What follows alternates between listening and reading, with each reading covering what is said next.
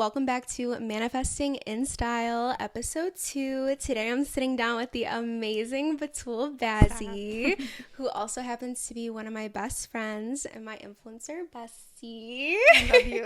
Thank you so much for being on here today. Thank you for having me. I'm so excited. Of course. Today's episode is all about passions, and I think Batul is so perfect for that because she has such an amazing story. So Batul, for those who don't know, what do you do? Well, I've been fashion blogging on Instagram and TikTok for 2 years, and I recently launched my own clothing brand back in December. So, all things fashion. Okay, perfect. She has amazing content. If you guys do not follow her, you need to follow her at Bazzi Batul. Okay, so just to jump right into it, what would you say that you're passionate about? I would definitely say my top 2 are faith and fashion. I love that. I love that. So can you take us back to the moment when you felt like you found your passion?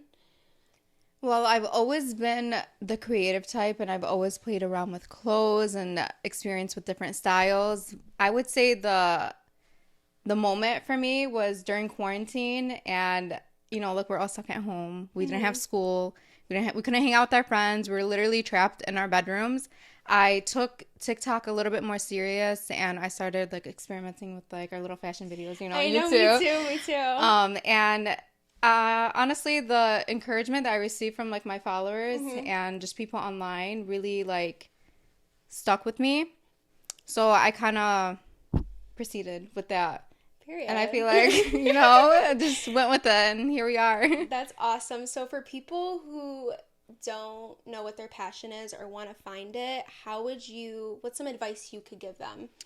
I think the most imperative thing for me was taking some time to myself to really discover myself, aside from passions and aside from interests, just you as an individual, to your core, really discovering your interests, your what makes you happy, what motivates you. And I feel finding the root of that would in turn you'll discover your identity, discover your passions, and life just makes more sense.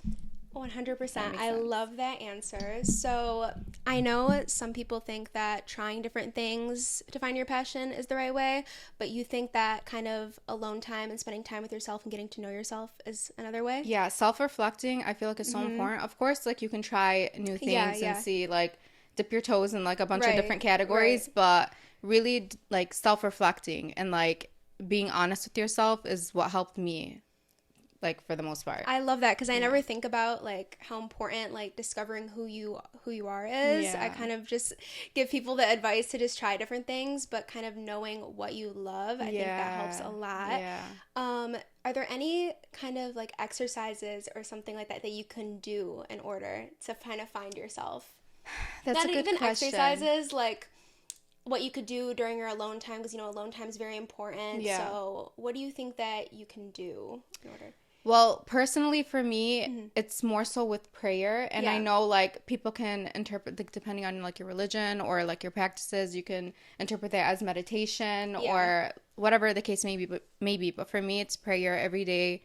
Every prayer, I would just sit and talk to God and you know what I mean? Kind of. That's so important. It's just self-reflection is, especially in Islam, for me, self-reflection is so crucial to your growth as a person, mentally, physically, spiritually. It's very important. For sure. I mean, even for people who, aren't religious, I feel you can do so many other things, just journaling and talking to yourself is super important. So that's awesome. I want to talk about your business, Batul the Collection, because it's amazing, and I feel people can really benefit from hearing about it. So can you walk us through kind of how you got the idea to start it? Because when you started it, you were already an influencer, so you already had something going for you. So why did you decide to take a step and start your own business?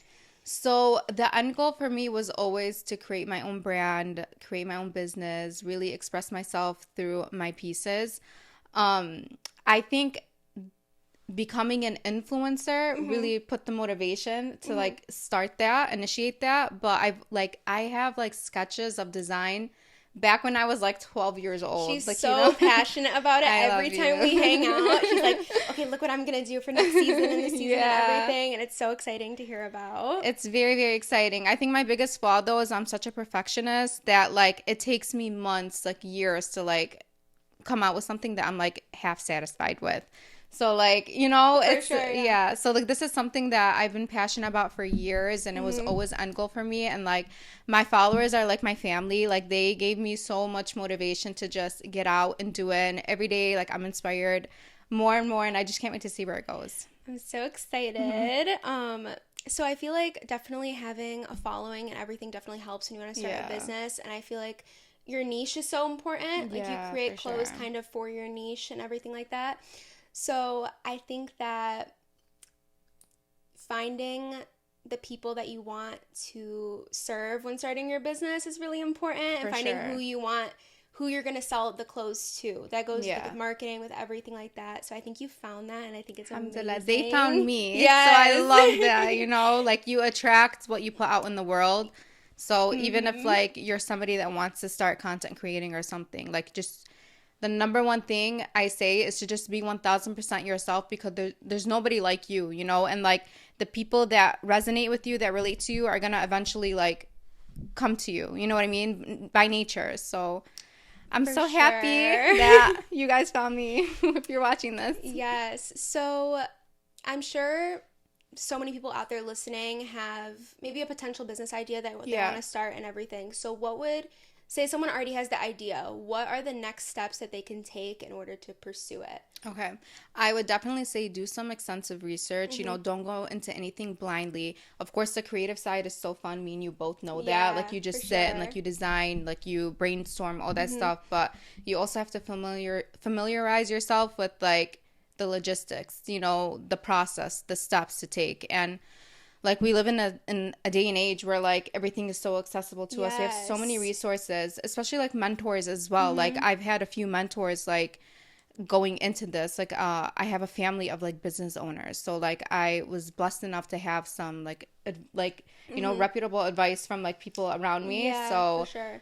I would definitely say do some research, get your creativity, like, on paper or digital. Yes. And just don't be afraid to, like, take the next steps. Don't be afraid to put your stuff out there. Listen to her. I know we talk about vision boards a lot too, so that's something that I wanted to mention, especially if you kind of have a great business idea, but creatively you're struggling kind of having a vision for that. Like, a vision board is probably one of the best things to do. So beneficial. Oh my God, you guys don't even know. Like, before all of our trips, like, Ava would make, like, a vision board of, like, all the content she would make, and I'm like, it's just really inspiring. It, like, puts like everything into perspective. Like, you know what I mean? It's... For sure. It really aligns your thoughts. Definitely. So we all know that you're very successful, but can you kind of share a story for people out there? Because I know you've had a journey with this. It has not been easy at all. Yeah, no. So do you have any stories about how you went through something that was hard, but then you overcame it?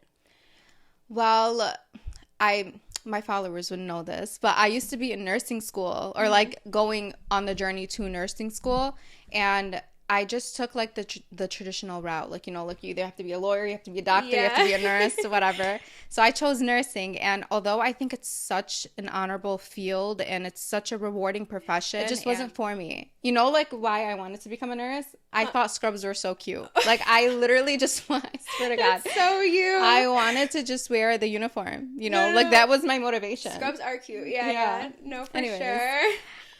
So I went through that, and I kind of, like, forced myself to do it. It wasn't something I was passionate about, but I knew it was something that was traditional, that would, like, give me a pat on the back. Be successful, Yeah. So, it wasn't until quarantine that, like, where we literally had to, like, stop going to school that I kind of, again, went into TikTok a little, and then I, like, kind of, oh my God, so convincing my parents to let me go. That's a good one. You guys, you already know.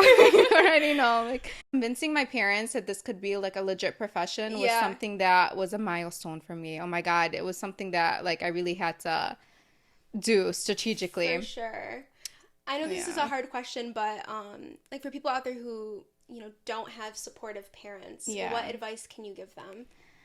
Wow. So I would just say, like, you are your own support system. As long as you know that you're doing everything right, like you're not doing anything wrong, nothing that could like harm you in any type of way, then like even like friends, like like you find your own support system one way or the other, whether it's online or whether it's your friends or whether it's like whatever.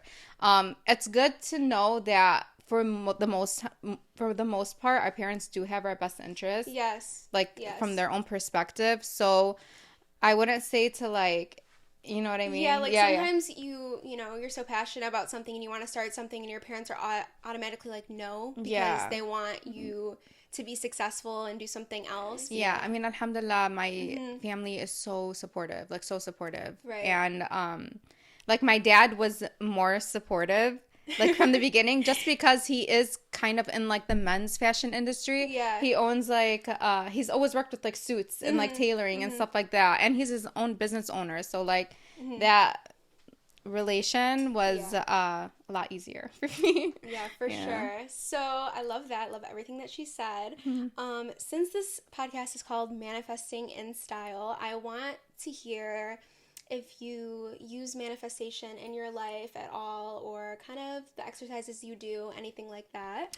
So subjectively, or not subjectively, like I think to me, dua, which is like a form of supplication in Islam, could kind of like be considered manifestation in its own way. So basically, like, you know how like you're speaking things out like to the universe, you're like envisioning something, or you're asking the universe to send you a sign, or like all that sort of stuff. Like to me, like I'm just taking that manifestation and like putting it into dua. So like I'm supplicating to God. I'm either asking him for assistance or a sign, or like just straight up like talking to him. And I feel like that is like my own way of manifesting. Yes. Yeah. And then manifesting in style. So I liked what you said in the first episode. You were like, so style isn't just about like fashion. It's more so like about like your aura and like what you like your appearance kind of speaking for you before you speak for yourself. Yes, that's something like definitely. that. Yeah, and I feel like when you walk into a room and like you can feel the energy that someone exactly gives. And so yeah, so like for me, like obviously like I wear hijab, so like that's like, oh, I love that. That's like speaking for like that's introducing me before I even get to introduce myself, you know? Right. So I feel like style, like you said, goes way beyond fashion, way beyond the clothes you wear. It's more so like your individuality and like your mannerism, the way you speak, the way you carry yourself. So it's very complex. For sure. Yeah. Because you wear hijab and like maybe some people out there, don't know about it. They just see it. What do you think that it says for you when someone sees you? Yeah. So the hijab is like a symbolic way of modesty, a symbolic symbol of modesty. It basically gives me the power to control what I want people to see. You know what I mean? And hijab isn't just like what's on my head, Right. My hijab is also on my tongue, on my eyes, the way I act, the way I talk to people. Love that, and also like it controls, it kind of manipulates how people treat you as well. You know what I mean? Like it really, we always say in Islam that the hijab is like your armor, like it protects you, and like I don't know. I honestly could not imagine myself I don't know who I'd be without my hijab. Yes, I always tell her that, like, I cannot imagine her not having it on. I feel like it represents so much of you, and I love it. But yeah, that was a really good explanation for people who don't know. Besides that, is there any kind of manifestation techniques that you use, besides prayer, that could be just like a mindset, just like how you feel before you go into something challenging? Is there like words that you tell yourself? So I really believe in words of affirmation. Yes. Like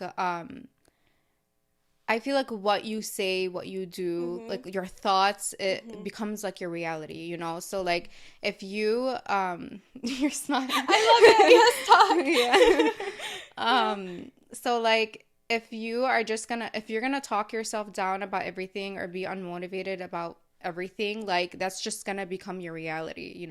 If you like I said, like you are your own support system. You are the most crucial support system you have for yourself. So like, and on top of that, like, you're in 1000% control of your life. Like, you know, we have free will. So, like, if you are just going to be negative about everything, or just, like, unmotivated about everything, or just, like, not giving yourself enough credit, like, it's going to become your reality, you know? So I like to, I don't know, I like to walk into a room and, like, know that I belong there, or just, like, know that, like, I'm in control of my life, basically, you know, like, I'm in control of how I feel. I can't control my environment, but I can definitely control how I react to everything. Yes. And, like, that's, like, your biggest power. Sometimes, I'm just going to say this in a broad way, like, sometimes when you go into a situation or something and it's not your normal, you know, situation, so you kind of have to talk yourself up a bit to tell yourself that, you know, you belong there, like, there's no reason why you can't be like somewhere. Us at Fashion Week. Yeah. Oh my God, no, literally, like, it was so, like, it was, like, I think this was our first, like, Fashion Week, especially after, like, COVID and everything. It was so much fun, but it was so, like, it could be intimidating. Yes, you know? It could definitely be intimidating. Yeah. There's so many amazing people in one room. Yeah, and you kind of think about people, like, okay, we're people we've been following for years. Like, we're just sitting next to them. And we're like, okay. We have to remember, like, you're that girl. We're those like, you girls. worked for it. You know, like, we worked hard. We deserved, like, to you know, enjoy our what's it called? I can't put my word on it. I don't know, but don't be too hard on yourself. Yeah. Realize and accept your success. That's exactly what I was saying. I was trying to think of that word too. But. Yeah, for sure. Yeah. Okay, well, that was amazing. That was perfect. I love you. Thank you so much for being here. Thank you all for listening to Manifesting in Style episode 2. Make sure that you guys tune in for episode 3. At the end of each episode, I'm going to start saying happy manifesting. So we need to say happy manifesting together. Okay. 1, 2, 3. Happy manifesting.